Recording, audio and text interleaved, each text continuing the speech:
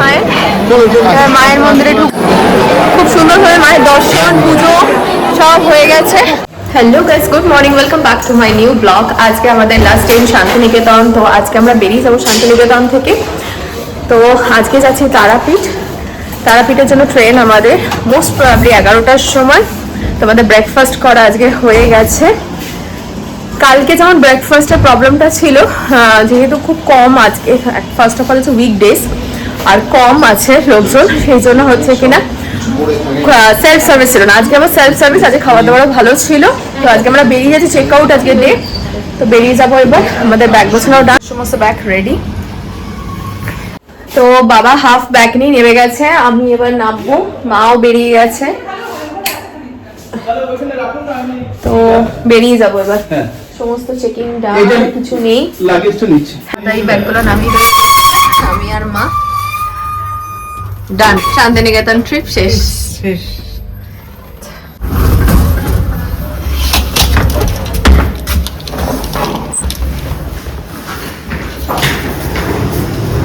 এই হোটেলটা hotel royal বেঙ্গলের কাছাকাছি, মোটামুটি সব কিছুই আছে। টোটো স্ট্যান্ডটা খুব সামনেই। আগের বারে আমার খেয়াল নেই, আগের বারে আমরা একটা কাকু ফোন নাম্বার দিয়েছিলাম, আমরা ওখানে বলে দিচ্ছিলাম। এটার একদম একটুখানি হাঁটলেই, 2 পা হাঁটলেই পুরো টোটো স্ট্যান্ড।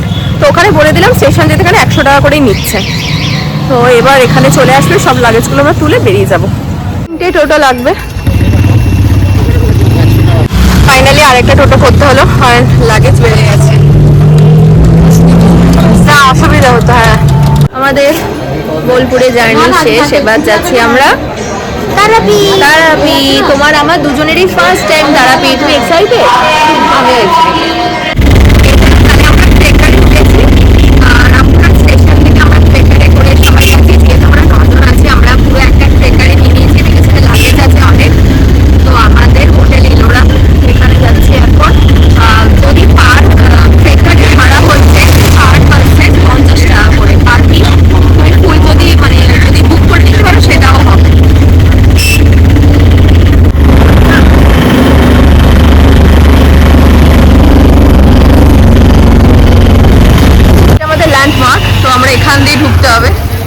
এখানে একটা হোটেল বুকিং আছে।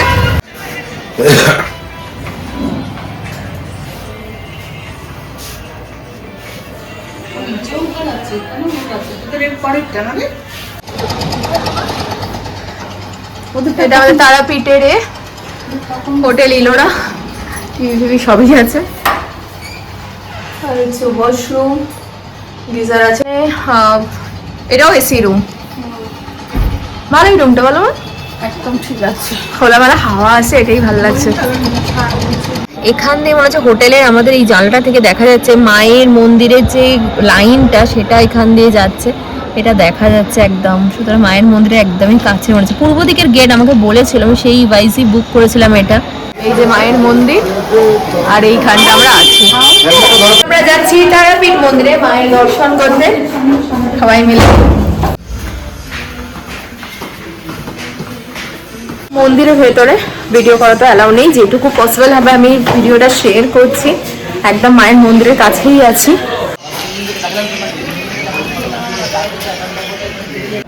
পুজো পেয়ে গেছি মায়ের, মায়ের মন্দিরে ঢুকবো। এখান দিয়ে যাচ্ছি, মনি মা পা আসতে, এখান দিয়ে যেতে হচ্ছে। এইখানটায় কাজ হচ্ছে বলে এরম ভাবে অসুবিধা রাস্তায়। যাই হোক, এবার মায়ের একদম গর্ভগৃহের সামনে নলহাটেশ্বরী, সতীপীঠ, এগুলো নন্দিকেশ্বরী, নলহাটেশ্বরী, এটা কঙ্কালী মা, সব এইগুলো দেওয়া আছে। মায়ের কোন অংশটা পড়েছে আর এখান থেকে কত কিলোমিটার দূরত্ব।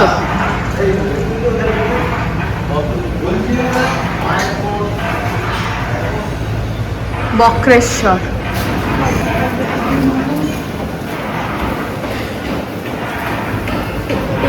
বলে গেলাম তো। এখন ফাঁকা আছে, তাহলে এগুলো পুরো ভিড় থাকে। এই রেলিংগুলো শিরডিতেও দেখেছিলাম এরম দেওয়া। খুব সুন্দরভাবে মায়ের দর্শন পুজো সব হয়ে গেছে। তো ভালো লেগেছে মনটা, দারুণ পুজো হয়েছে, সবার মনটা শান্তি হয়েছে, আমাদের খুব ভালো লেগেছে। একদম তাই, মানে খুব ভালো, মানে একদম মায়ের, আমি ফার্স্ট টাইম, আমার খুব ভালো লেগেছে, মানে এত সামনে থেকে আমি মানে প্রত্যেকবারে ভিডিও বা ফটোতে দেখেছি, আজকে একদম সামনে থেকে খুব ভালো লেগেছে, খুব ভালো লেগেছে।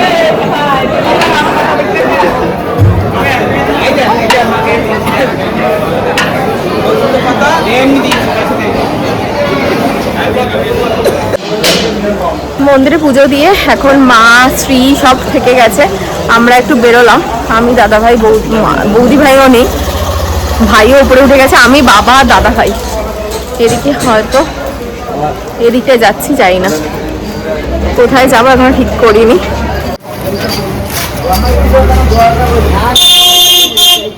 এখন মন্দির পুরো বন্ধ হয়ে গেছে, আমরা তখন বেরিয়েছিলাম, কিচ্ছু করিনি।